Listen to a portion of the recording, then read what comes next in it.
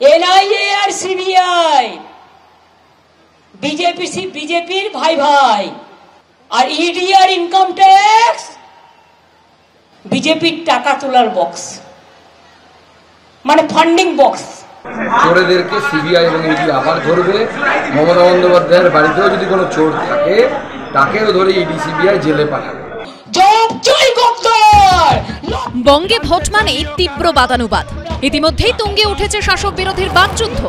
আর ২৪-এর লোকসভা ভোটের আগে যা রীতিমতো আবর্তিত হচ্ছে একটি শব্দবন্ধকে ঘিরে।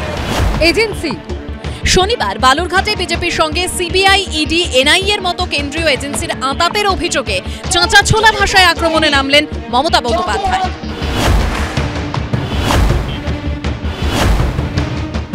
জোর করে টাকা তুলছে আর বিজেপির ফান্ডে দিয়ে দিচ্ছে। তোমার যদি ক্ষমতা থাকে গণতন্ত্রের লড়াই করে যেত, আমার বুথ কর্মীদের অ্যারেস্ট করবে না, এজেন্টদের অ্যারেস্ট করবে না, অরবিন্দ কেজরিওয়াল থেকে শুরু করে আদিবাসী নেতা হেমন্ত সোরেন থেকে শুরু করে আমার দলীয় নেতাদের থেকে শুরু করে পাবলিক থেকে শুরু করে অ্যারেস্ট করবে না।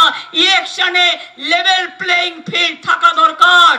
সব বেকারের চাকরি চুরি করেছে, ভুলে যাননি তো? কয়লা চোরদের ভুলে যাননি? এ সবে তো মাফলার গেছে, এরপরে তো হাওয়াই চটি। মুখ্যমন্ত্রী আজকে যাকে গদ্দার বলেন, কালকে তাকে সম্পদ বলেন। তৃণমূল আর বিজেপি এই পারস্পরিক সম্পদ আর গদ্দারের খেলায় চলছে। একজন মুখ্যমন্ত্রী এবং একজন প্রাক্তন মুখ্যমন্ত্রী গ্রেপ্তার হয়েছেন অন্য দুটো রাজ্যে কেন্দ্রীয় তদন্তকারীদের দ্বারা। তারা কিন্তু আইনি পথে গেছে, হামলাবাজির পথে যায়নি। ভোট হয়ে যাওয়ার পর ভালো করে পাহারা দিতে হবে। বিজেপি প্ল্যান নম্বর 1, যারা পাহারা দেবে তাদের টাকা দিয়ে কিনে নেওয়া। 2, কিছু খাওয়ানোর নাম করে ঘুম পাড়িয়ে দেওয়া। 3, লোডশেডিং করে দিয়ে বাক্স দখল করা এবং চিক ঢুকিয়ে দেওয়া। এমন কাউকে পাহারা রাখবেন না যারা বিশ্বস্ত নয়। তৃণমূল কংগ্রেস যেগুলো করে থাকে এখন সে করার লোক পাওয়া যাচ্ছে না। ব্যালট পেপার খাওয়ার ট্রেনিং দিয়েছিলেন, ইভিএম বক্সটা কি করে খেতে হয় শেখাতে পারেনি, হজমই করতে পারছে না, ওই জন্য এইসব বলছেন। এগুলো সব নিজের মনের আয়নায় অন্যের ছবি দেখা হয়েছে। এবার যেতে হবে, এবার তো বিদায় নাও। সব মিলিয়ে কেন্দ্রীয় এজেন্সির তৎপরতা ও তাকে রাজ্যের শাসক দলের আক্রমণ ঘিরে লোকসভা ভোটের মুখে ক্রমেই চড়ছে রাজনীতির পারদ। অরিত্রিক ভট্টাচার্য, সন্দীপ সরকার ও ঝিলম করঞ্জাইয়ের রিপোর্ট, এবিপি আনন্দ।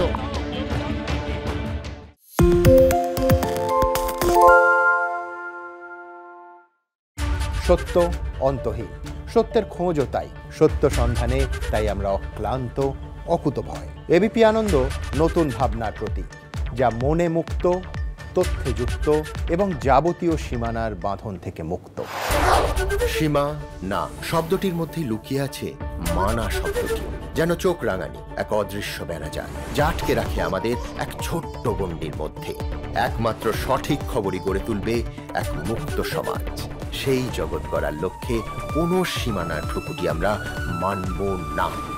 এবিপি আনন্দ এগিয়ে থাকে, এগিয়ে রাখে।